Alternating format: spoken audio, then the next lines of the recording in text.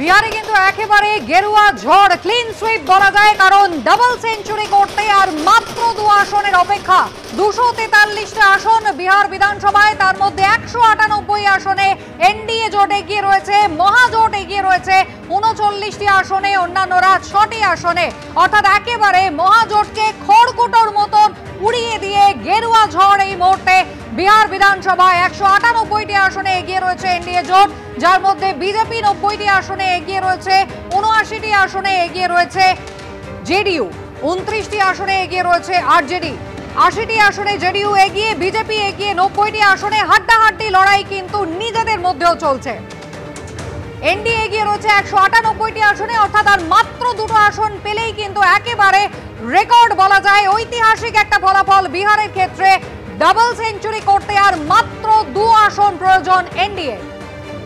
আর মহাজোটের breakup দেখছেন, যেখানে 39টি আসনে ইতিমধ্যে মহাজোট এগিয়ে রয়েছে, যার মধ্যে আরজেডি এগিয়ে রয়েছে 29টি আসনে, কংগ্রেস 5টি আসনে, বামেরা 5টি আসনে এগিয়ে।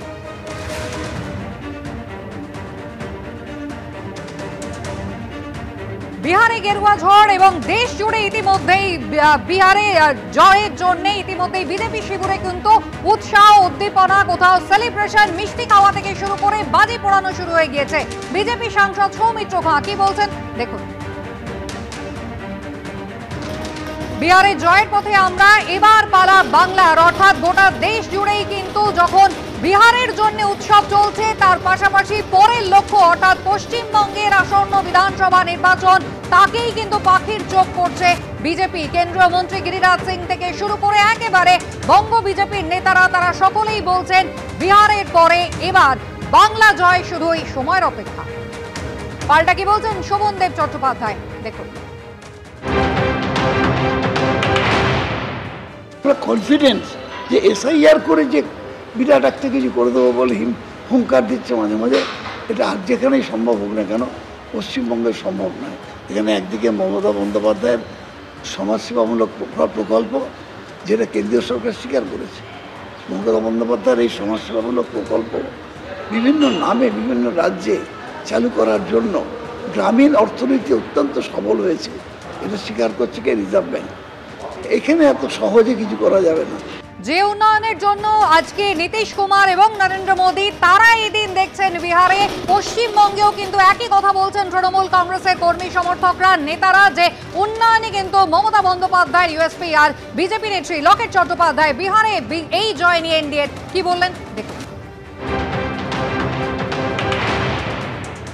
বলা হচ্ছে যে আপনারা বিহার দেখে কখনো মন খারাপ করবেন না, যে বাংলা থেকেও তৃণমূল সরকার চলে যাবে এসআইআর এর পর এবং নেক্সট নির্বাচনে।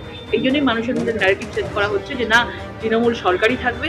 কিন্তু আপনাদেরকে এই বিহারের নির্বাচন দেখে বলতে পারি যে এসআইআর হওয়ার পর যে সকল মৃত ভোটার্স বাদ গেছে, প্রায় 44 লক্ষ মতো মৃত ভোটার্স বাদ গেছে, আরও বাদ যাবে, এবং বাদ যাওয়ার পর যে সংখ্যাটা এসে দাঁড়াবে সেই সংখ্যাটা তৃণমূল সরকার ভোট চুরি করতো। এবং আমাদের সঙ্গে তৃণমূল সরকারের ম্যাক্সিমাম 48 থেকে 50 লাখের ভোটের আমাদের হেরফের রয়েছে, এবং সেটা আশা করি সাধারণ মানুষ বুঝতে পারছে। অ্যান্টি ইনকামপেন্সি তৃণমূল সরকারের শুরু হয়ে গেছে, এসআইআর এ প্রচুর ফেক ভোটার্স বাদ যাবে, এবং আগামী দিনে বিহারের মতন বাংলাতেও বিজেপি জয় জয়কার।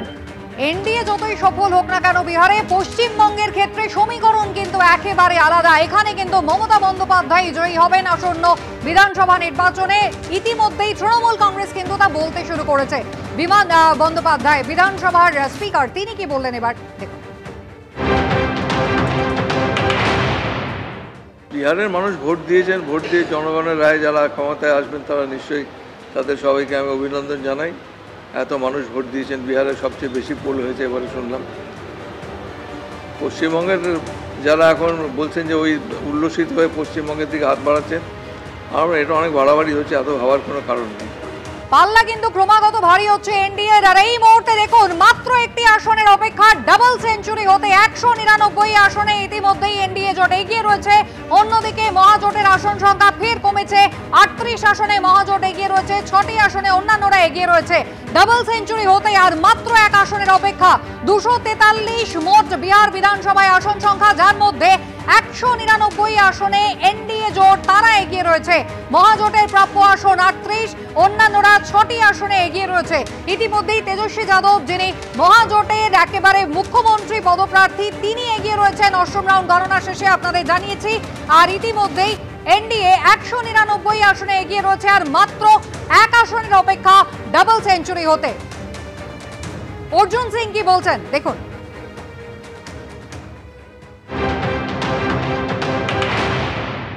কাজ করলে, উন্নয়ন করলে, বিহারে যা অবস্থা ছিল, বিহারে বিকাল 4টের সময় স্কুল থেকে বাচ্চা বাড়িতে ফিরতো না, তার আগে কিডন্যাপ হয়ে যেত। ওই জঙ্গল রাজ থেকে মুক্তি করিয়েছেন নীতিশ কুমার, এটা মানুষ বলতে পারে না। মানে খুব কোনো বেশি রাজনীতিক প্রভাব না। এসআইআর মানে পরিষ্কার পরিচ্ছন্ন একটা ভোটার লিস্ট থাকা দরকার, ইলেকশন কমিশনের ভূমিকা পরিষ্কার পরিচ্ছন্ন দরকার। এবার বাংলায় এসআইআরের নিশ্চিতভাবে এই যে যার বাবা 10 বছর আগে মারা গেছেন, প্রত্যেক বছর উনি ভোট দিতে চলে আসেন নৈহাটির এমএলএর মতন, তো এরকম যদি এরকম ভোটার বাদ দিলে বাংলায় কিন্তু মমতা ব্যানার্জি আর থাকতে পারবে না, মমতা ব্যানার্জি সরকার থাকতে পারবে। উন্নয়নই কিন্তু হাতিয়ার, বারবার কিন্তু বিজেপি নেতারা এই কথাই বলছেন। মুক্তার আব্বাস নাকভি তিনি কি বললেন এই সাফল্য নিয়ে দেখুন। जो जीत की जलेबी है और हार का हलवा, दोनों का अपना जो है वो जायका होता है। जनतंत्र में जीत की जलेबी हो या हार का हलवा हो, दोनों का जायका होता है। उसे जो है वो विनम्रता के साथ जो है वो उसका उस जायके का उसको स्वीकार भी करना चाहिए और समझना भी चाहिए, क्योंकि जो जीता वो सिकंदर, जो हारा वो धुरंधर। दिक्कत ये है कि कुछ लोग जो है वो जनादेश को स्वीकार करने के बजाय उस पर जो है हाहाकार करने में ज़्यादा यकीन करते हैं, तो वो उनको जो है नुकसान करता है। आप अगर देखें इन 11-12 सालों में, 11 सालों में ख़ास तौर से, तो लगातार जनता का जो मूड और मिजाज है वो सुशासन की निरंतरता के लिए है, समावेशी विकास और समावेशी सशक्तिकरण को जो है के सफ़र को आगे बढ़ाने के लिए है। और मोदी जी ने वो करके दिखाया है। अराजकता और उद्दंडता के ज़रिए जो है वो लोकतंत्र और जनतंत्र को कोई भी बंधक नहीं बना सकता। इस गलतफहमी से बाहर निकलना होगा। সেলিব্রেশনের ছবি কিন্তু একেবারে বিজেপি থেকে জেডিইউ শিবির সর্বত্র। 199 আসনে এনডিএ জোট তারা এগিয়ে রয়েছে, আর মাত্র 1 আসনের অপেক্ষা, তাহলেই কিন্তু ডাবল সেঞ্চুরি হওয়ার পথে বিহারের বিধানসভা নির্বাচনে। ফলাফল যা বলছে, নীতিশ কুমার তার প্রত্যাবর্তন হচ্ছে, 10মবারের জন্য মুখ্যমন্ত্রী হতে চলেছেন নীতিশ কুমার। জেডিইউ শিবির সেখানেও কিন্তু আনন্দ, মিষ্টি মুখ, আতশবাজি এবং আবির দেখুন।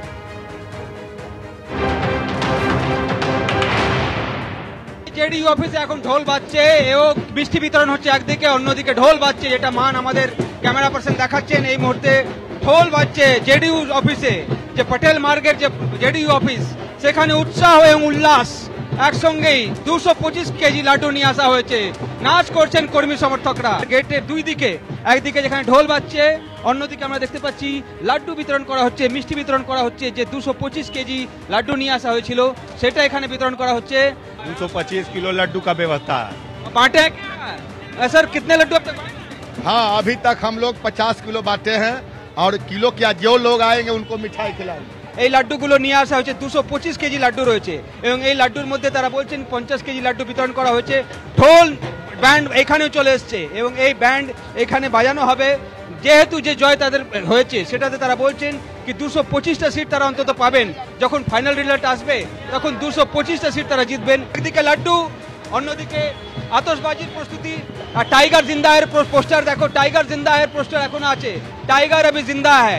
হিন্দু মুসলিম শিখ ইসাই সবকো বহুমত। বহুত বহুত ধন্যবাদ, সবকো ধন্যবাদ দিচ্ছে নীতিশ কুমারের পোস্টার দিয়ে। এখানে লাড্ডু রয়েছে, বাজি রয়েছে, এবং ব্যান্ড বাজাচ্ছে এখানে। দেখো দেখো ব্যান্ড বাজছে এখানে। ব্যান্ড জেডিইউ অফিসের সামনের ব্যান্ড, সেই ব্যান্ড আমরা দেখতে পাচ্ছি। মিষ্টি বিতরণ, ব্যান্ড, বাজি।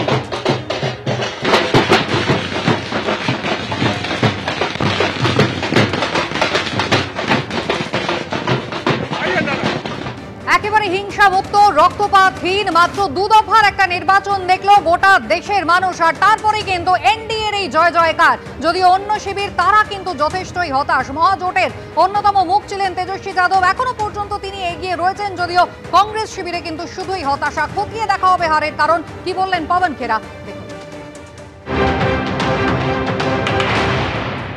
मैं बिहार की जनता को तो कम नहीं आंक सकता। उन्होंने पूरा हिम्मत दिखाई है, SIR के बावजूद दिखाई है, वोट चोरी के बावजूद दिखाई है। The BJP is saying that this is just an excuse which the Congress party is making. I'm not even talking about any party right now. The contest is directly between the Election Commission of India and the people of Bihar. So indirectly you're saying SIR. Well, I'm saying it directly. Indirectly you're saying. Well, I'm saying it directly. Okay. There was a book we all read as children, To Serve with Love. So this is a book written by Ganesh Gupta for Mr. Modi. উৎসবের ছবি দেশ জুড়ে, উৎসব কিন্তু পাটনা জুড়ে, বিহার জুড়ে কিন্তু মানুষজন আতশবাজি ফাটাচ্ছেন, আনন্দে মাতোয়ারা।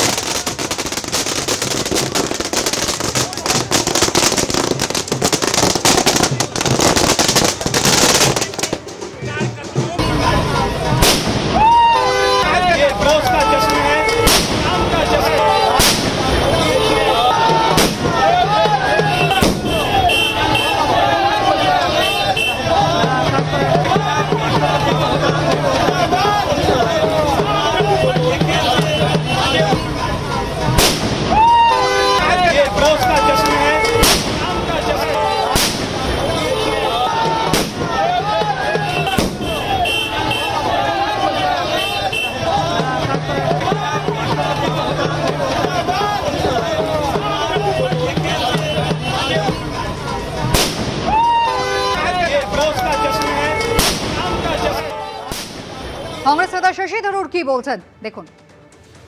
Tactical or messaging or organizational mistakes. Please understand that I am not somebody who has campaigned in Bihar. I was not invited to campaign in Bihar, and therefore I cannot give you any first-hand information.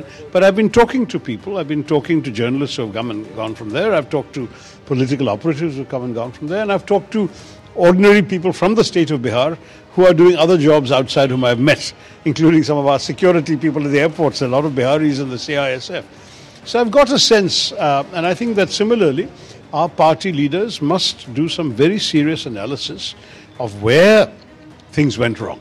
Because, you know, whenever an election happens, there's got to be some factors that are specific to that particular situation, as well as specific to our organization, the way our organization functions, that we need to understand and see what we can learn from. বিহারের এই পরাজয় এবং বিহারে যেভাবে মহাজোটের পরাজয় হয়েছে তা থেকে কি শিক্ষা নিতে পারলাম সেটাই খুব জরুরি, বললেন শশী থারুর। কি বলছেন জগদম্बिका পাল, এবার দেখুন। बिहार में किस तरह का सुशासन है, किस तरह का एडमिनिस्ट्रेशन है और किस तरह से चुनाव आयोग ने और प्रशासन ने निष्पक्ष चुनाव कराया।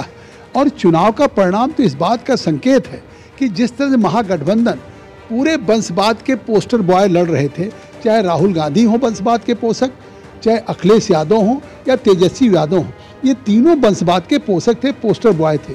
तो चुनाव एक तरफ वंशवाद का था, एक तरफ सुशासन, विकास और विरासत का था, और जनता ने आज प्रचंड बहुमत से दिया।